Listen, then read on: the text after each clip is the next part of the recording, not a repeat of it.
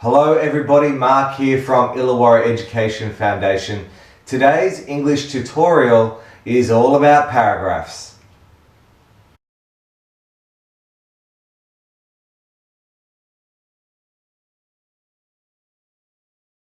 So before we start everyone, you need a few things to have in front of you while we go through this video together. The first thing is please go to our website and you need to download this free PDF document that goes with this tutorial.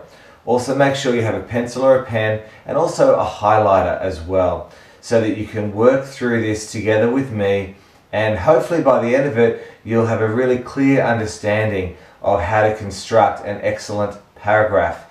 If you are a teacher or a homeschool parent, please stay with me and go to the back of the video. At the end of this video, I'm actually going to be showing you the syllabus references and a few other things that I actually think that's good to know to help you to understand the content and to teach this well.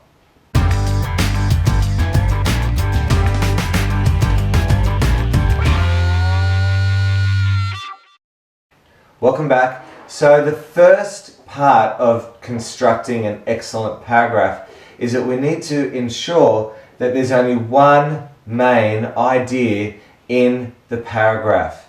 If you are actually trying to put several ideas in your paragraph, really what you're saying is you need to break them up. Okay. Also, it's important that you stick with the one idea. I don't want you to move around with your ideas around your paragraph. And so you can see there from the second paragraph on that page what the main idea is. What I'd like you to do now, before I tell you what I think the main idea is, would you please pause this video and on the first line, would you please in your own words write what you think the main idea of this second paragraph in this information report is.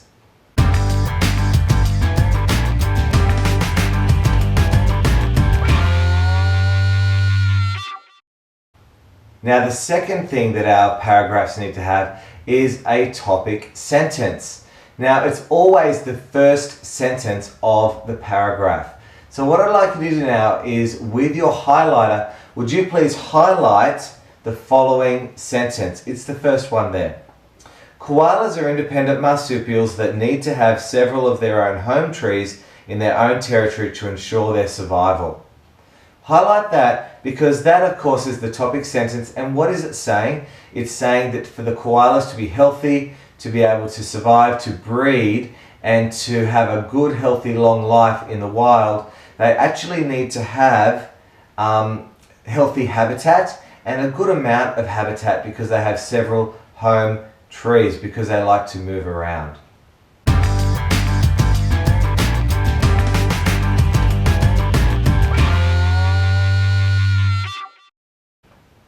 Okay, so we have our main idea is the first thing that we need. The second thing is a topic sentence to open the paragraph. And now we actually need some supporting sentences. Now these supporting sentences are related. They are dependent upon the topic sentence. So what I'd like you to do now is go and count how many supporting sentences that we have. And also I'd like you to circle any key words that really stand out to you as, if you like, expanding, that expand on the idea of the topic sentence. Once you have actually counted the supporting sentences, would you please write down the number of supporting sentences in the paragraph? And when you write that, please don't write it as a numeral, because this is English. We need to write that in words.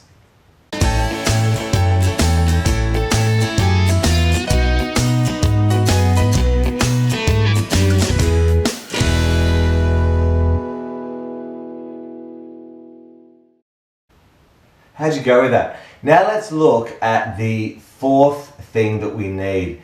We need to actually sum up, if you like, close the paragraph. We've been giving the audience a lot of great information. We've brought them in with our topic sentence. We've then expanded and brought in related information to that topic sentence. And now we actually need to close the paragraph with a strong statement of support, which will summarize the information that we've already given. So, would you please now find the closing sentence and rewrite that on the sheet where it needs to go? Here, closing sentence.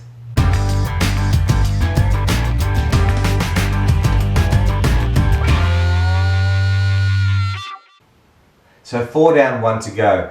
Now let's look at our final element in constructing an excellent paragraph. What we need to make sure that we have are 3 key important features throughout the entire paragraph for it to be classed as excellent. The first thing we need to do is always indent. Now there are 2 rules for this. If it is a handwritten text, you must indent by moving across from the left margin. I always say 3 finger spaces is an excellent guide. Many students are being taught to leave a line. Now technically that is only for word processing. So if you're on the computer, you leave a line. However, in handwritten text, it's actually better to indent from the left margin. The good news is also that you're saving lines on your page. Now there are certain times when it's actually critical to save those lines, particularly as you get older and you are given a test, as in say NAPLAN or any other national standardized tests. There is a finite amount of space. It's important that you save those lines because you never know if by the end of the test you actually needed an extra 3, 4 or 5 lines. That can make a huge difference. So I really encourage you to get into a good habit now is to actually indent from across from the margin. The second thing that is vital is that throughout the entire paragraph, our spelling and punctuation is really being looked after. So with the spelling, of course, that also includes our dotting the I's and crossing the T's. And for punctuation, of course, capital letters, full stops. Simple things like that, which really students in the years 5, 6, 7 and onwards really find that quite straightforward. But it's amazing that when you are in the situation when the student is focused on the work, that those sort of things can easily be forgotten.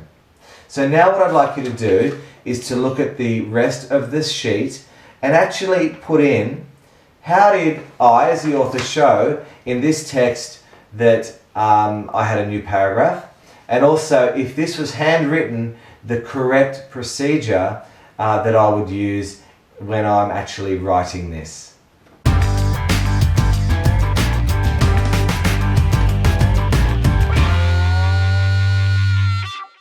Thank you so much for watching this tutorial on how to construct a paragraph in 5 easy steps.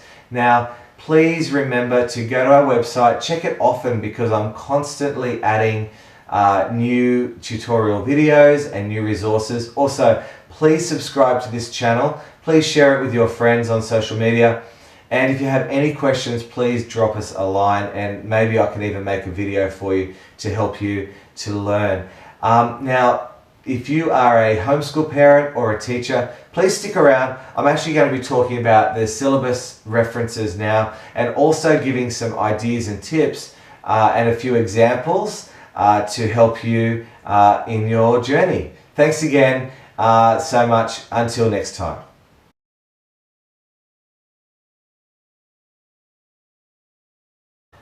So thanks so much for sticking around to hear my 2 bobs worth about the importance of handwriting, the importance of knowing how to construct a paragraph from as early as possible.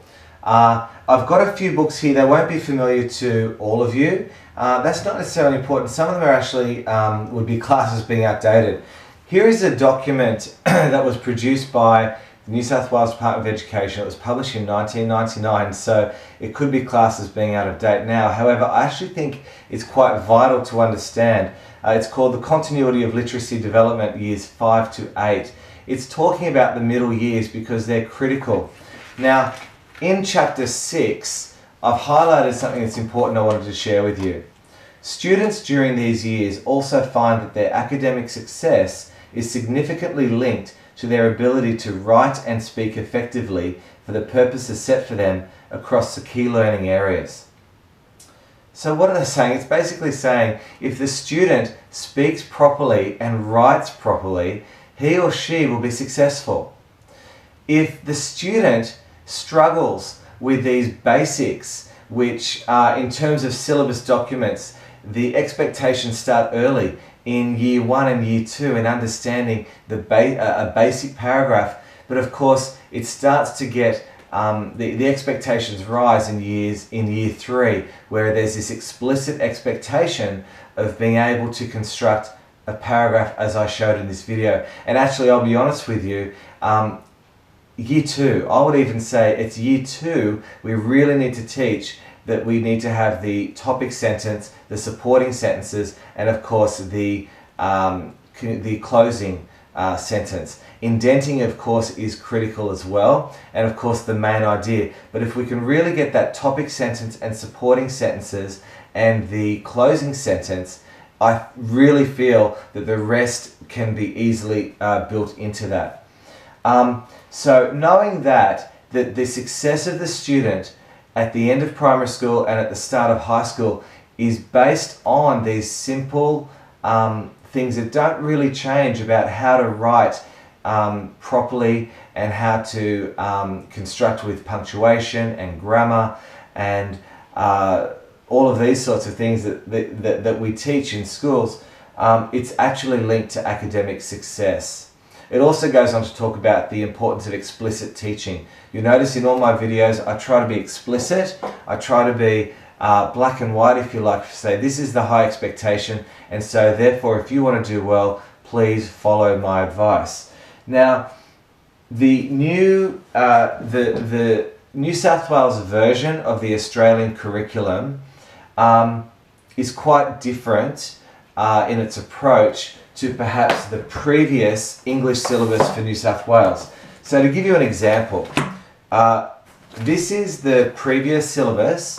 However, what came with that is a book of work samples from K to 6. You could really sink your teeth into this. You could actually see where the rubber hit the road. You also have these amazing modules. Look how thick that is. These are actually teaching teachers how to do it well to actually fulfill the syllabus. So these 3 books, while technically this one is the syllabus, these 2 weren't syllabus, but of course the syllabus is running through them. It's the core of it. And so these 3 documents are just as good as gold, because as a teacher, as an educator, as a homeschool parent, you could really sit down and understand these documents well. And they actually were written in a way that was quite simple to understand. So hats off, in my opinion, to the New South Wales Board of Studies and the authors who created these amazing documents. They actually let me quickly show you. This is why I put the post-it notes here. I really wanted to critically show you the importance of indenting when we handwrite. Now, that is something that a lot of people will say, I've never heard that before.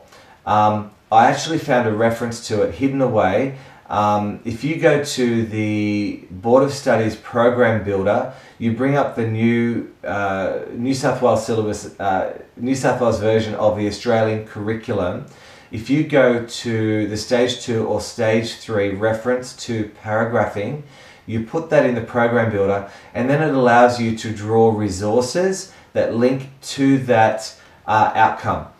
When you actually search the resources that link to that outcome, and I use the keyword paragraphs, it actually brings up quite a few resources and units. It was one of those units which I found was just spot on with its content and its explicit teaching and the deep knowledge and the significance, which of course aligns with the New South Wales quality teaching model, which is just brilliant.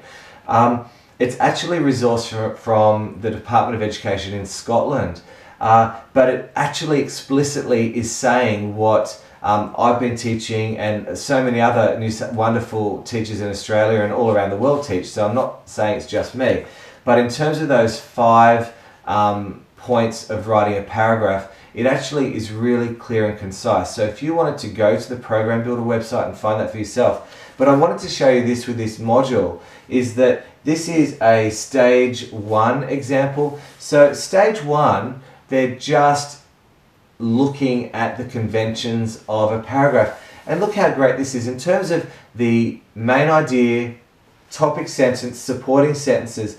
It is a really great example to show you. And of course, here are some more from stage 2. So that's why the work samples are really helpful for us as educators of our children.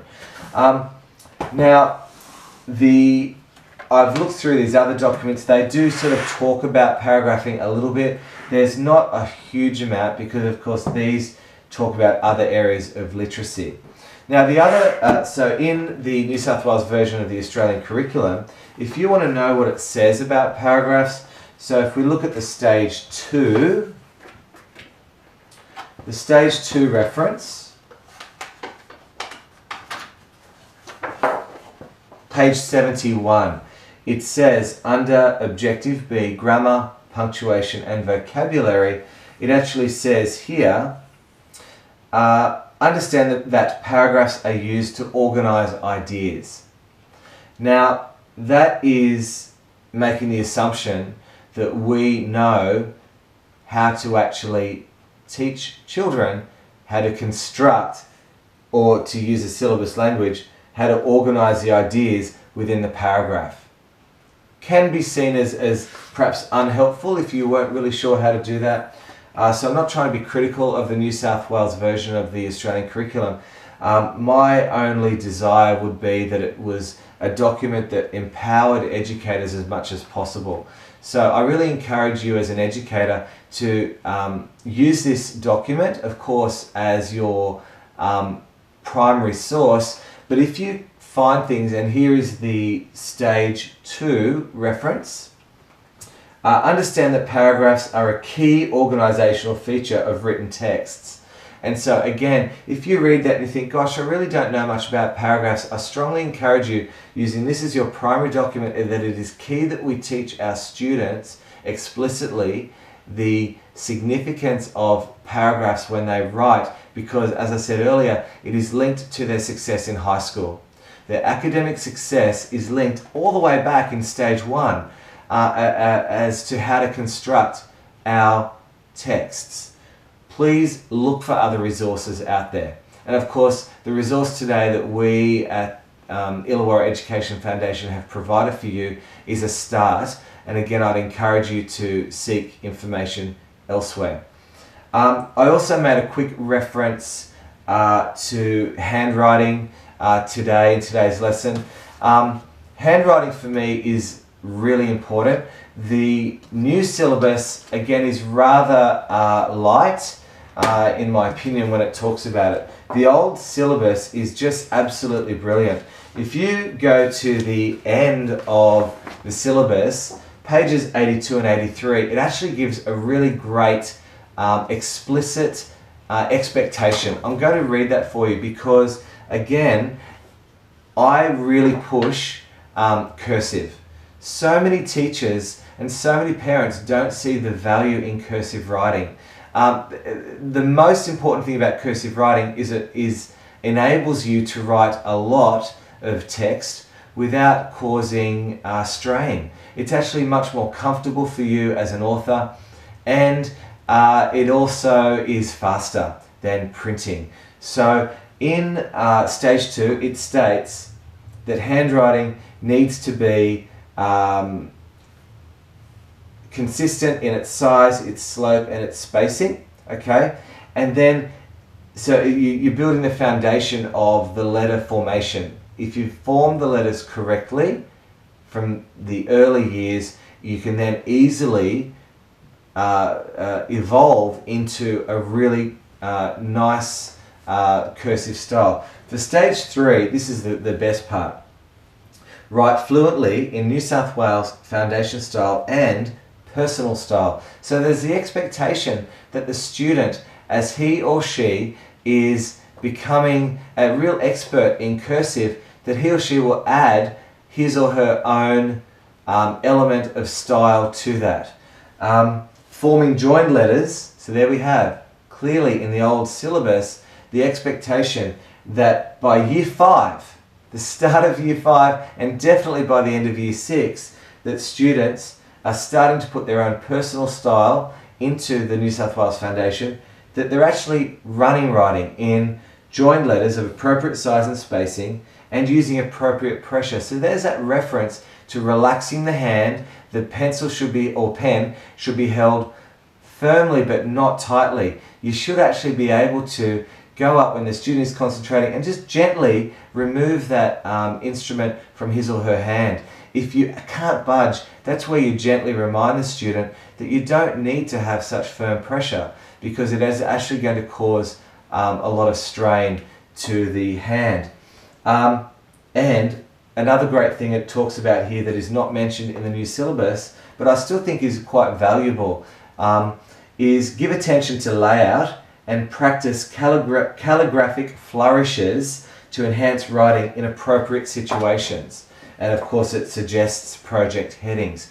I would like to suggest that there should be calligraphic flourishes throughout the writing, that it's not just the headings, but actually students should be encouraged to develop a neat and personal style. So I really encourage you as an educator to take the lead with that, to gently push our students away from just printing everything. It is slow and it is tiring. We need to encourage them to actually join their letters, to relax their hands, and to personalize their own script, which will then make them enjoy writing and want to show it off to others around them. So thank you so much for watching this, and of course these are just my own opinions, but I'm happy to share them, and I really hope that you get something out of this. Thanks again.